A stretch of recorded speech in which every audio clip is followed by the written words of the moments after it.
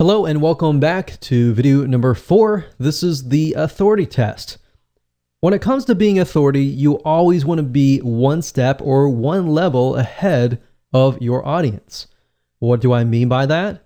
I mean, if your audience are newbies, you want to make sure that you are at least in the intermediate level. Or if your audience are intermediates, then you need to make sure that you are an expert in that niche. And the reason being is because you need to be several steps ahead to ensure that you answer their questions. In other words, you need to make sure that you can gain their trust by providing value, and that way they understand that you have been through what they are going through right now. Because if you're going through what they're going through right now, they might see you as the same level as them. They don't really see you as the authority. They see you as maybe somebody who's a friend or somebody who understands what they're going through, but not yet has encountered the future.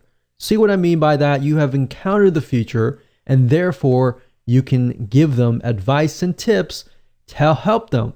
So people want to know essentially if you are ahead of them, because basically the reality is if you do not know what you're talking about, people can see right through you. They won't trust you, and in the end, they will not buy from you. Because at the end of the day, people buy from people that they like and trust. So trust is a bigger, major factor here.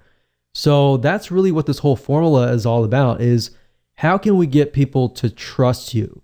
And ethically and rightfully so, if you know the niche, you know the advice and the tips, and you've lived it, then you're more likely to be able to connect. And by connecting, you understand their struggles.